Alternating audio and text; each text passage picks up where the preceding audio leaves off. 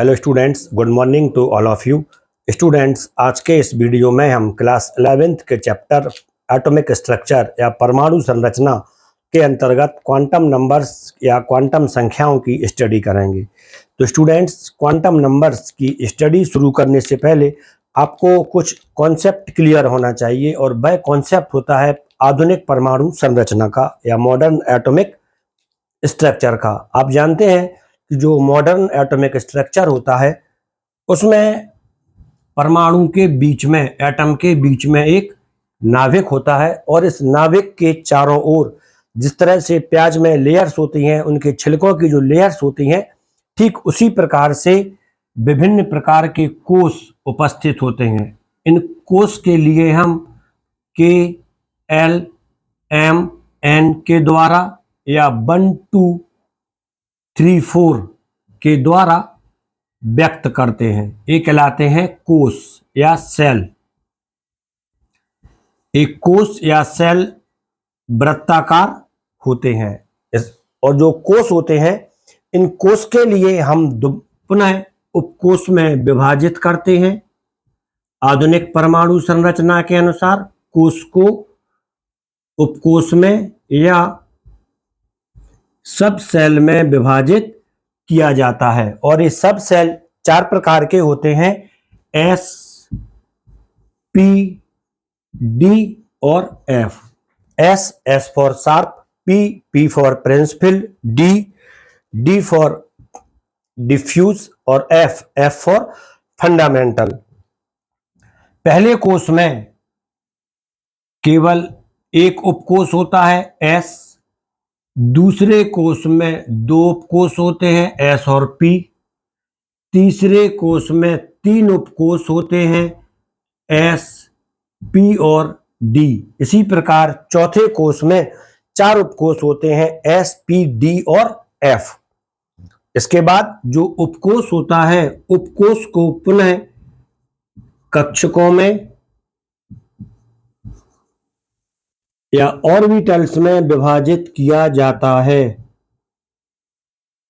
Orbitals ये नाभिक के चारों ओर का 3D स्पेस होता है, 3 डायमेंशनल स्पेस होता है, जिसमें इलेक्ट्रॉन्स गति करते हैं। तो स्टूडेंट्स, यहाँ पर आप सोच रहे हैं कि क्वांटम संख्याओं की स्टडी करनी है और हमें मॉडर्न एटॉमिक स्ट्रक्चर के बारे में बताया जा रहा है। तो यहाँ पे आपको थोड़ा पेशेंस रखना है और इस वीडियो की पूरी स्टडी करनी है, क्योंकि जो क्वांटम संख्याएं होती हैं वह वास्तव में मॉडर्न एटॉमिक स्ट्रक्चर से पूरी तरह से संबंधित होती हैं और वास्तव में इसी के लिए ही व्यक्त करती हैं।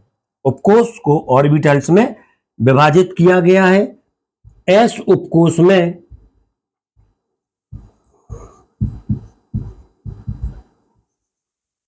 प्रत्येक उपकोष में कक्षकों की संख्या अलग अलग होती है। जैसे एस उपकोष में एक कक्षक होता है। पी उपकोष, इसमें 3 कक्षक होते हैं। डी उपकोष, इसमें 5 कक्षक होते हैं, और एफ उपकोष, इसमें 7 कक्षक होते हैं, जिन्हें हम बॉक्स के रूप में रिप्रेजेंट करते हैं। जैसे ए सिंगल बॉक्स एस उपकोष के लिए, 3 बॉक्स ए पी उपकोष 3 प्रकार का होता है, पी एक्स, पी वाई और पी जेड। इसकी स्टडी हम अलग से करेंगे ऑर्बिटल्स में। यहाँ पे एक जनरल इंट्रोडक्शन में आपको दे रहा हूं, जिससे आपके क्वांटम संख्याएं वास्तव में क्लियर हो जाएं। और एफ उपकोष, इसमें 5 कक्षक होते हैं, एफ में 7 कक्षक होते हैं, और एक कक्षक में इलेक्ट्रॉन की अधिकतम संख्या 2 होती है। इलेक्ट्रॉन की अधिकतम संख्या 2 होती है। तो क्लियर है, एस उपकोष में अधिकतम इलेक्ट्रॉन की संख्या कितनी होनी चाहिए? एस उपकोष में केवल एक कक्षक है, तो क्लियर है, इसमें अधिकतम 2 इलेक्ट्रॉन होते हैं। पी उपकोष, इसमें 3 कक्षक है, तो क्लियर है, इसमें अधिकतम 6 इलेक्ट्रॉन होते हैं। डी उपकोष, इसमें 5 कक्षक होते हैं, तो क्लियर है, इसमें अधिकतम 10 इलेक्ट्रॉन होते हैं। और एफ उपकोष इसमें अधिकतम 7 कक्षक होते हैं, तो इसमें मैक्सिमम 14 इलेक्ट्रॉन आते हैं। तो स्टूडेंट्स, ये मॉडर्न एटॉमिक मॉडल की एक सिंपल स्टडी थी, एक सिंपल रिवीजन था। अब क्वेश्चन आता है, क्या क्वांटम संख्याएं इससे संबंधित होती हैं? तो इसका आंसर होता है हाँ, क्वांटम संख्याएं पूरी तरह से इसी से संबंधित होती हैं और वास्तव में मॉडर्न एटॉमिक स्ट्रक्चर के लिए ही व्यक्त करती हैं। अब क्वेश्चन आता है कि क्वांटम संख्याएं क्या होती हैं?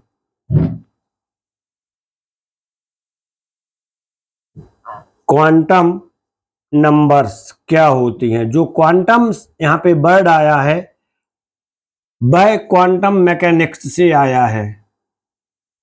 क्वांटम जो वर्ड आया है वह वास्तव में क्वांटम मैकेनिक्स से आया है। जैसे फॉर एग्जांपल, यदि हमें अपना किसी को एड्रेस बताना है, पता बताना है, तब सबसे पहले हम अपने जिले का नाम लिखते हैं, डिस्ट्रिक्ट का नाम लिखते हैं। डिस्ट्रिक्ट के बाद उस नगर या टाउन का नाम लिखते हैं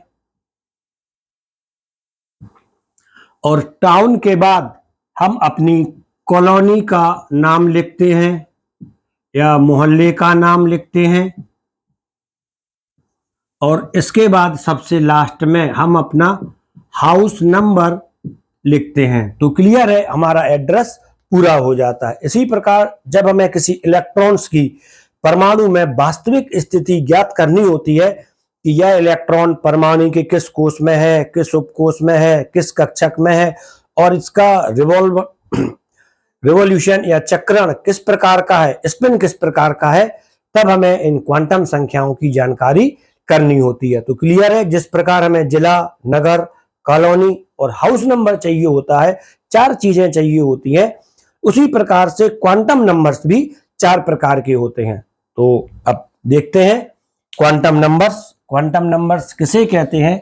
तो जो मैंने आपको एग्जाम्पल दिया है, इससे एक चीज क्लियर हो जाती है कि क्वांटम संख्याएं किसी परमाणु में इलेक्ट्रॉन्स की स्थिति को व्यक्त करती हैं और जब हमें किसी परमाणु में इलेक्ट्रॉन की स्थिति की जानकारी हो जाती है तब हमें उस इलेक्ट्रॉन की एनर्जी की भी जानकारी हो जाती है, क्योंकि विभिन्न कोष में जो एनर्जी होती है वह अलग अलग होती है। तो क्लियर है, क्वांटम संख्याएं वे संख्याएं होती हैं जो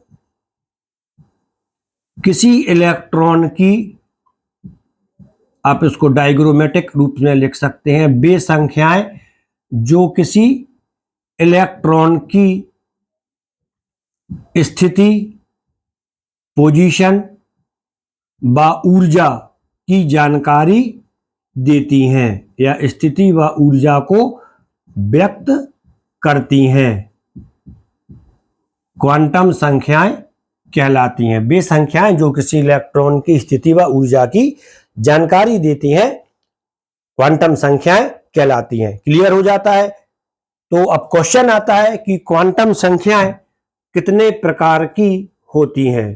क्वांटम संख्याएं, types of quantum number.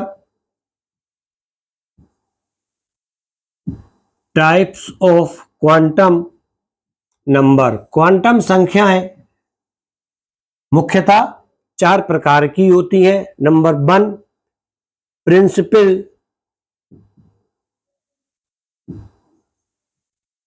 Quantum number या मुख्य क्वांटम संख्या,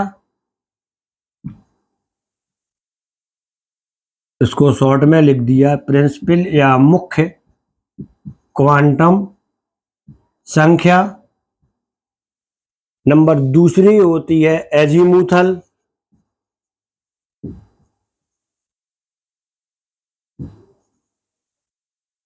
एजीमुथल क्वांटम नंबर या दिंगसी क्वांटम संख्या, इसके कई नाम होते हैं। दिंगसी क्वांटम संख्या। 3rd होती है चुंबकीय या मैग्नेटिक,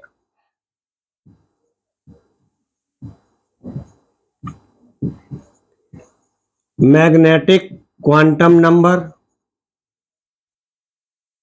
या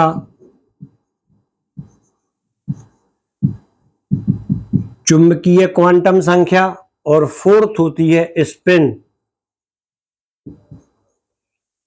क्वांटम नंबर या चक्रण क्वांटम संख्या। तो स्टूडेंट्स, सबसे पहले हम प्रिंसिपल क्वांटम नंबर या मुख्य क्वांटम संख्या क्या होती है इसकी स्टडी करेंगे। मुख्य क्वांटम संख्या नंबर 1, प्रिंसिपल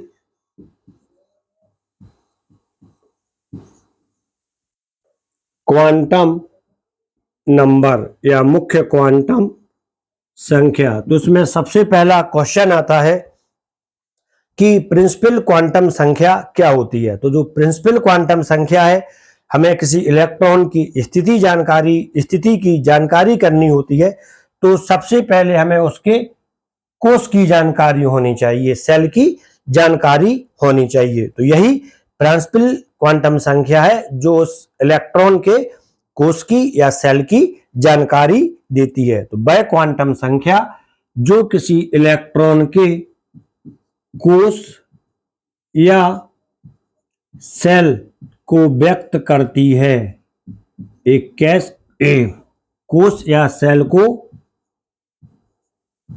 व्यक्त करती है, इसे हम स्मॉल n के द्वारा व्यक्त करते हैं, रिप्रेजेंट करते हैं। जो प्रिंसिपल क्वांटम संख्या है, इसकी खोज बोहर ने की थी।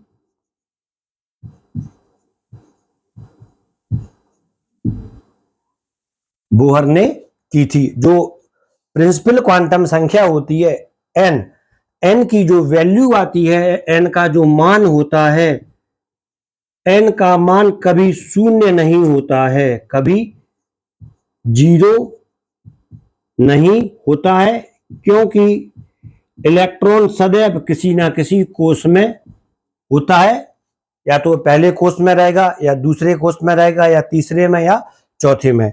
तो क्लियर है, n की वैल्यू कभी शून्य नहीं होती है, लेकिन n की वैल्यू 1 to 7 हो सकती है। n की वैल्यू 1 to 7 हो सकती है। क्लियर हो जाता है। यदि हम यहाँ पर एक कॉन्सेप्ट और देखते हैं, तो हम कह सकते हैं कि जो मुख्य क्वांटम संख्या है, यह परमाणु त्रिज्या या एटॉमिक रेडियस के लिए भी व्यक्त करती है।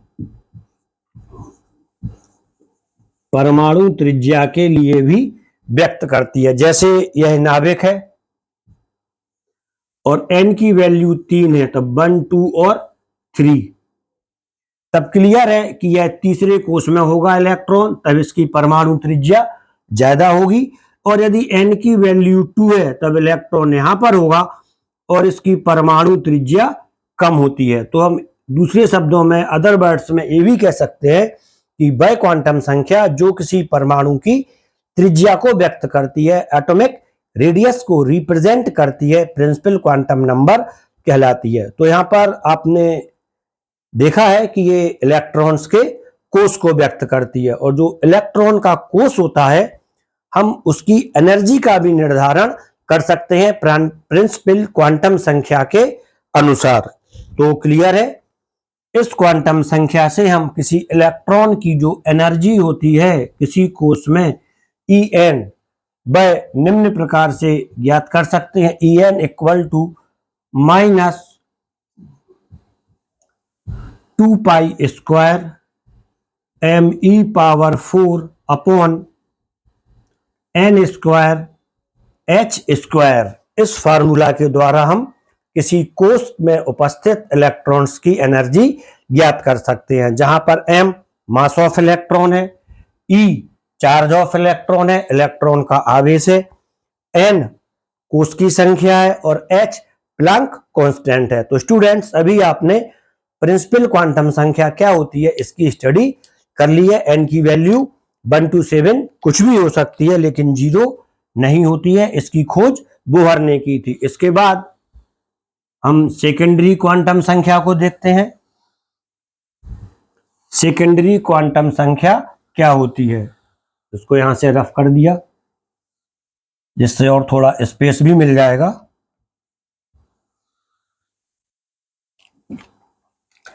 एजीमुथल क्वांटम नंबर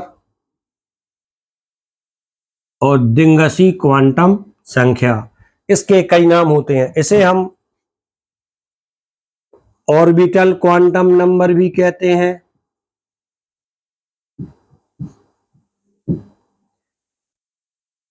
इसे हम एंगुलर मोमेंटम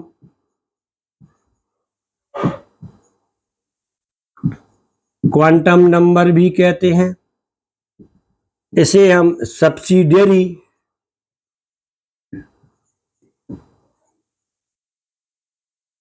क्वांटम नंबर भी कहते हैं।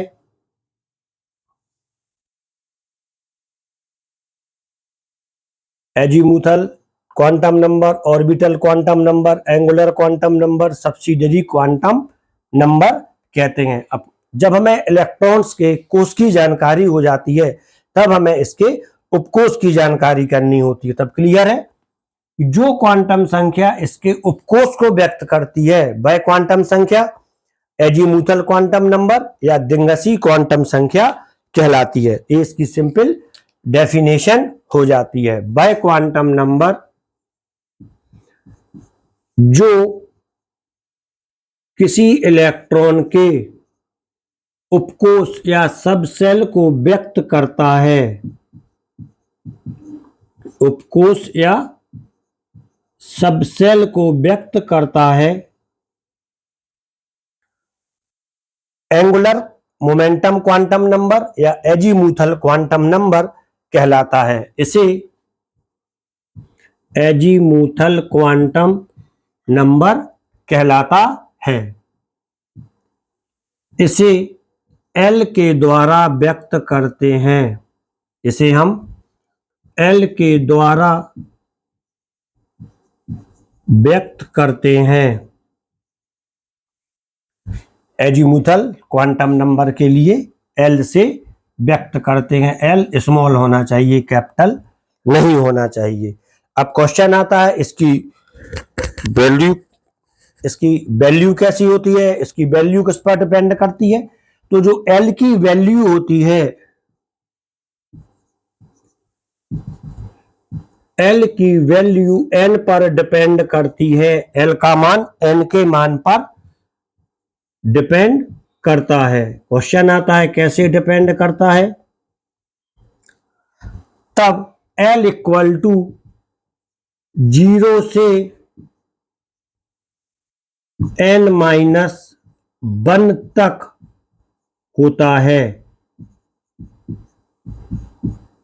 0 से n-1 तक होता है। अब क्वेश्चन आता है कि ये कैसे व्यक्त करते हैं इसको, तो हम इसको भी देखते हैं। यदि n मुख्य क्वांटम संख्या n इक्वल टू 3, क्लियर है, तब L की जो वैल्यू होती है L equal to 0 to n-1, ये आती है 0, इसके बाद 1 और 2, क्योंकि n-1 3 - 1 equal to 2, L equal to 0, 1 और 2 हो जाती है। अब यहां पर एक और क्वेश्चन आता है कि ये 0, 1 और 2 क्या उपकोष को व्यक्त करते हैं, तो इसका आंसर है हाँ, ये उपकोष के लिए ही व्यक्त करते हैं। क्वेश्चन आता है कैसे व्यक्त करते हैं, तो अब हम इसको भी देखते हैं कि जब L इक्वल टू 0 होता है, तब S उपकोष होता है, सबसेल होता है, S सबसेल होता है। L इक्वल टू जब 1 आता है, तब P उपकोष होता है। L इक्वल टू जब 2 होता है, तब D उपकोष होता है, और जब L इक्वल टू 3 होता है, तब F उपकोष होता है। तो अब आप यहां पे देखें, n equal to 3, L equal to 0, 1 और 2, तो क्लियर है, ये रिप्रेजेंट करता है, ये व्यक्त करता है आधुनिक परमाणु संरचना के अनुसार कि तृतीय कोश में, ये जो तृतीय कोश है इसमें 3 उपकोष हैं एस, पी और डी। वो तीनों उपकोष L=0, ये एस उपकोष है, L=1 ये पी उपकोष है और 2 ये डी उपकोष है। तो यहां तक ये कॉन्सेप्ट क्लियर हो जाता है। तो अब इसके बाद इसमें एक क्वेश्चन और आता है कि क्या हम डिंगसी क्वांटम संख्या के अनुसार किसी उपकोष में इलेक्ट्रॉन्स की अधिकतम संख्या का निर्धारण कर सकते हैं? तो इसका आंसर है हां, इसको हम सिंपल वे में कर सकते हैं। एल से अधिकतम इलेक्ट्रॉन की संख्या, एल से किसी उपकोष में इलेक्ट्रॉन की संख्या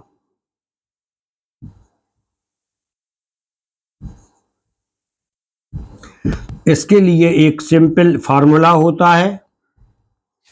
ये जो फार्मूला होता है ये होता है इलेक्ट्रॉन्स की संख्या के लिए 2 × 2l + 1, 2 = 2l + 1 इलेक्ट्रॉन्स की संख्या का फार्मूला है 2 × 2l + 1। यदि हमें L=1 जो कि p उपकोष है इसमें अधिकतम इलेक्ट्रॉन्स की संख्या चाहिए है, तब हम इसमें रखते हैं L=1 इस फार्मूला में, तब दिया जाता है 2, L की वैल्यू 1 + 1,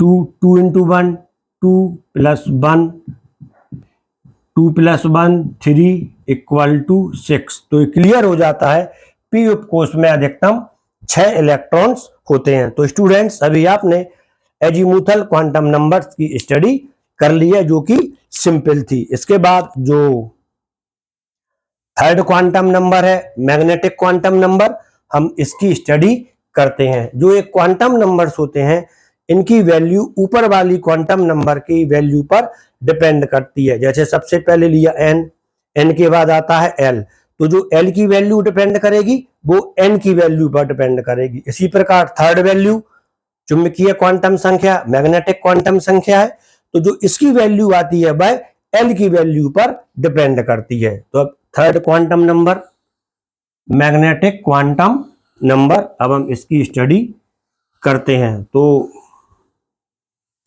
आपको मैग्नेटिक क्वांटम नंबर, यहाँ पे एक पॉइंट छूट गया है कि एल की खोज किसने की थी? एजीमुथल क्वांटम संख्या की खोज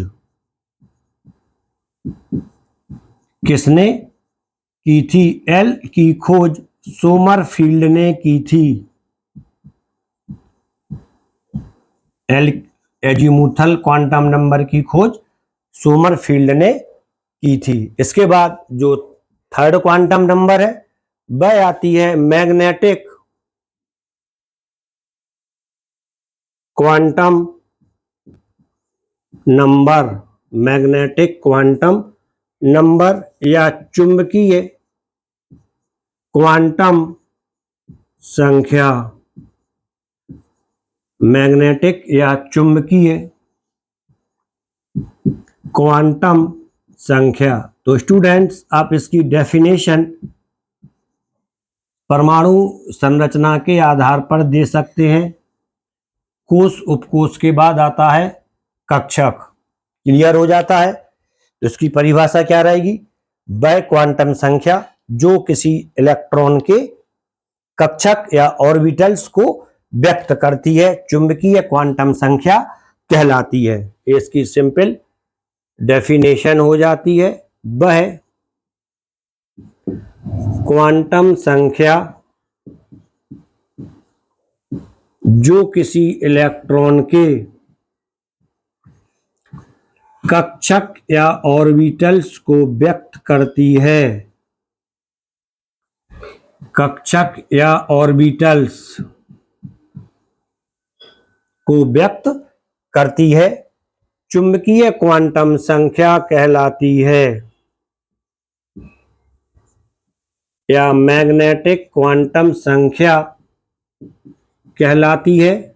इसे स्मॉल m से व्यक्त करते हैं। इसकी खोज लिंडे ने की थी। लिंडे ने स्वर्णपत्र विद्युतदर्शी भी बनाया था। इसकी खोज लिंडे ने की थी। ये इसकी सिंपल डेफिनेशन हो जाती है। अब क्वेश्चन आता है कि इसकी जो वैल्यू होती है वह किस पर डिपेंड करती है। तो क्लियर है, इसकी वैल्यू L पर डिपेंड करती है, L पर निर्भर करती है। क्वेश्चन आता है कैसे निर्भर करती है।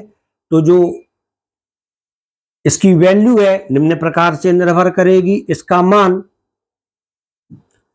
L के प्रत्येक मान के लिए, L के प्रत्येक मान के लिए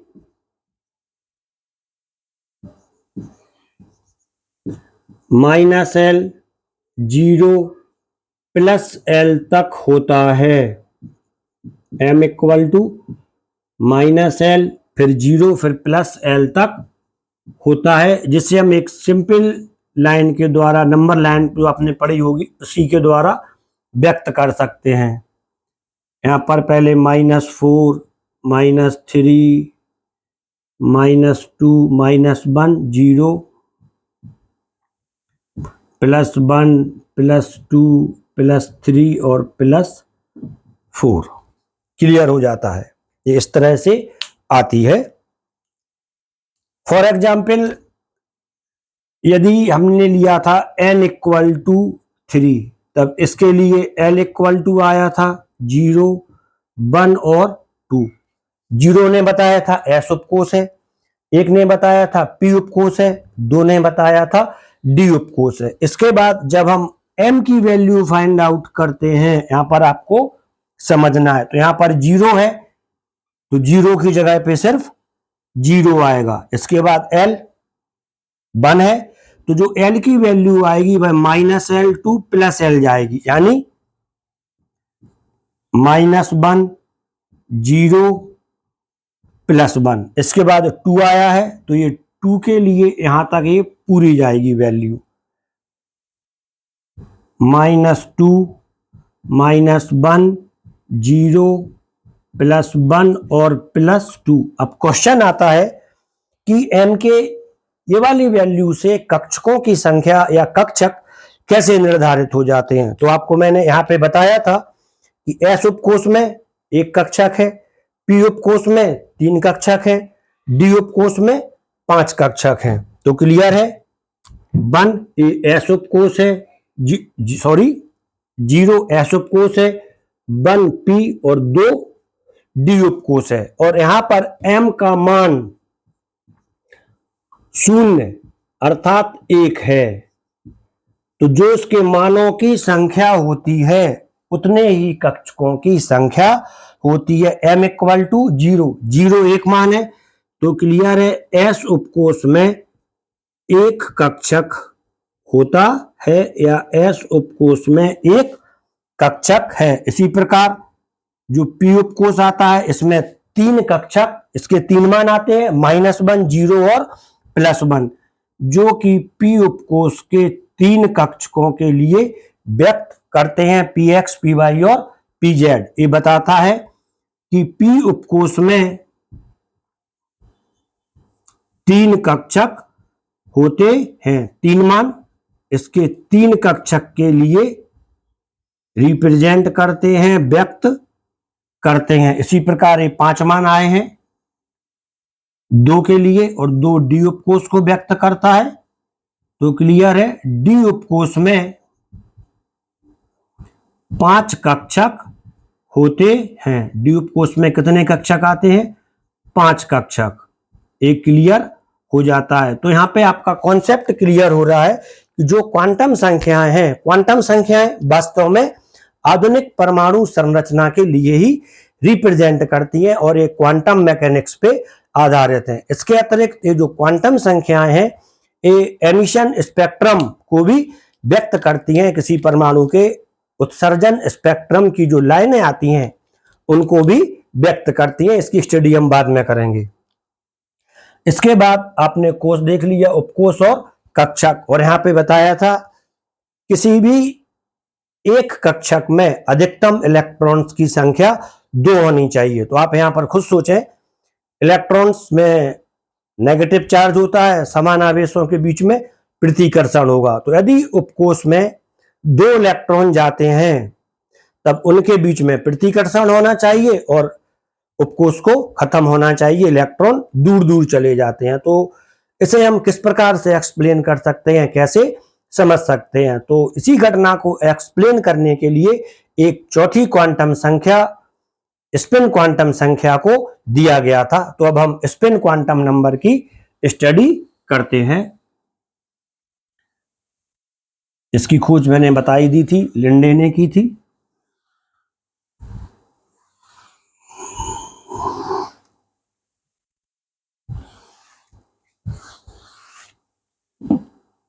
फोर्थ क्वांटम नंबर है स्पिन क्वांटम नंबर या चक्रण क्वांटम संख्या।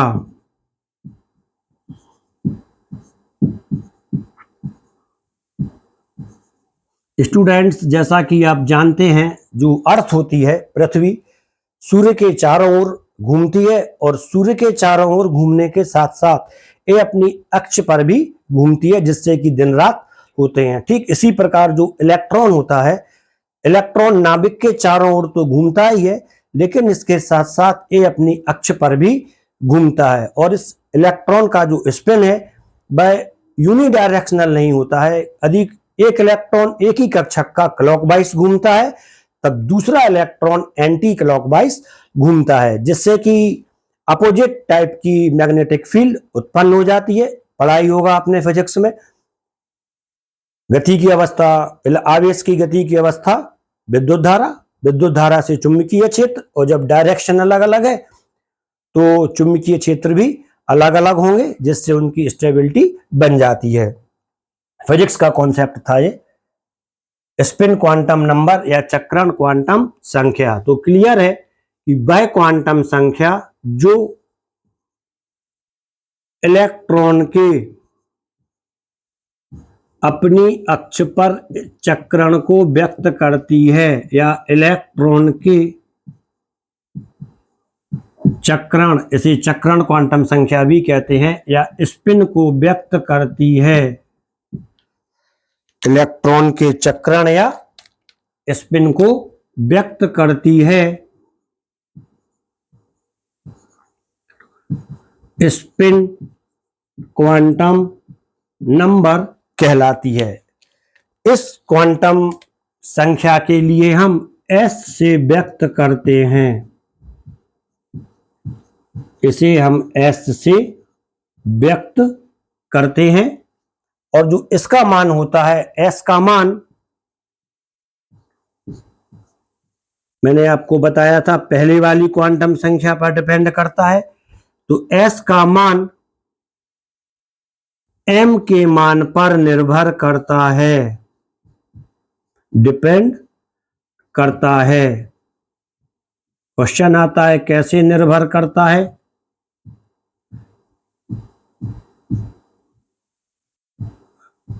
S इक्वल टू M के प्रत्येक मान के लिए, S M के प्रत्येक मान के लिए ±1/2 होता है।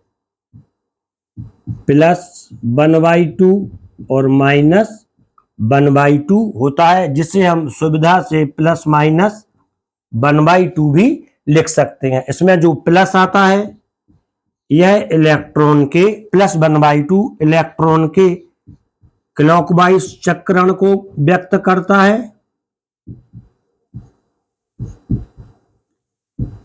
और जो -1/2 होता है यह इलेक्ट्रॉन के एंटी क्लॉकवाइज रोटेशन को व्यक्त करता है। अब इसका एक एग्जाम्पल लेते हैं। जैसे m इक्वल टू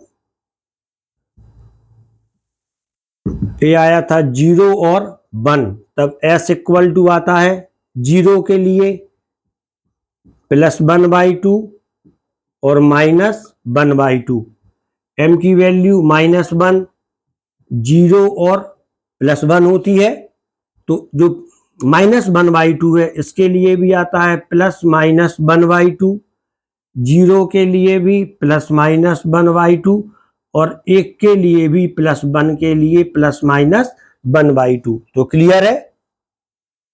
इसमें 2 बार प्लस और माइनस है, एक बार प्लस माइनस है। इसमें 2 इलेक्ट्रॉन है, एक इलेक्ट्रॉन क्लॉकवाइज रोटेट कर रहा है, दूसरा इलेक्ट्रॉन एंटी क्लॉकवाइज। इसमें 6 इलेक्ट्रॉन है पी उपकोष में, पी कक्षक में, पी उपकोष के पी कक्षक में, जिसमें से 3 इलेक्ट्रॉन क्लॉकवाइज और 3 इलेक्ट्रॉन एंटी क्लॉकवाइज जा रहे हैं। इसको हम इस तरह से रिप्रेजेंट करते हैं। पी में देखें आप, ऊपर की तरफ जो एरो है ये +1/2 के लिए है, ऊपर वाला एरो +1/2, और जो नीचे वाला इलेक्ट्रॉन है ये एंटी क्लॉकवाइज है -1/2। तो स्टूडेंट्स अभी आपने जो क्वांटम नंबर्स होते हैं इनकी पूरी तरह से स्टडी कर ली है। यहाँ पर क्वेश्चन आता है कि n = 3 के लिए चारों क्वांटम संख्याओं के मान ज्ञात कीजिए, या क्वांटम संख्याओं की सहायता से सिद्ध कीजिए कि तृतीय कोष में 18 इलेक्ट्रॉन्स होते हैं। तो अब हम इस क्वेश्चन के लिए सॉल्व करते हैं। सबसे पहले इसको रफ करते हैं। ये आपका कॉन्सेप्ट क्लियर हो गया है। यहाँ पे क्वांटम नंबर और मॉडर्न एटॉमिक स्ट्रक्चर जो एक दूसरे से काफी हद तक रिलेटेड है, और हम ये भी कह सकते हैं कि जो क्वांटम नंबर्स होती हैं ये आधुनिक परमाणु संरचना का ही एक रूप होते हैं। n = 3, l = 0, 1 और 2, क्योंकि ये 0 से n-1 तक होती हैं। इसके बाद m = 0, -1, -l से +l, +1, -2, -1, 0, +1 और +2।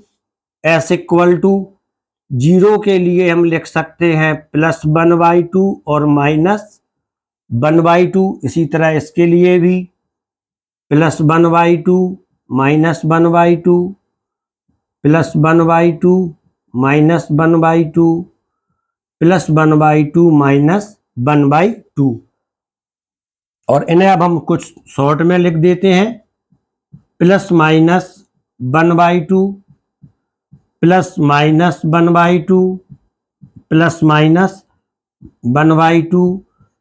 +-1/2, +-1/2। प्रत्येक के लिए इसको एक एक बार लिख दिया है। तो ये n = 3 के लिए चारों क्वांटम संख्याओं के मान हो जाते हैं। अब n = 3 में 18 इलेक्ट्रॉन है। ये कैसे सिद्ध होता है? तो जब हम s के कुल मान देखते हैं संख्या में कितने हैं, तो ज्ञात होता है कि s के कुल मानों का योग 18 होता है। 2, 4, 6, 8, 10, 12, 14, 16 और 18। तो इससे सिद्ध हो जाता है कि n = 3 में 18 इलेक्ट्रॉन होते हैं। तो स्टूडेंट्स यहाँ पर आपने क्वांटम संख्याओं का एक क्लियर अध्ययन कर लिया जो आपकी समझ में आसानी से आ गया होगा। तो स्टूडेंट्स आप सबसे पहले इस वीडियो के लिए लाइक कर लें और इस वीडियो के लिए दबा के अपने दोस्तों में, फ्रेंड्स में शेयर करें। चैनल के लिए सब्सक्राइब कर लें जिससे कि आपके ये कॉन्सेप्ट क्लियर होते जाएं। Thank you.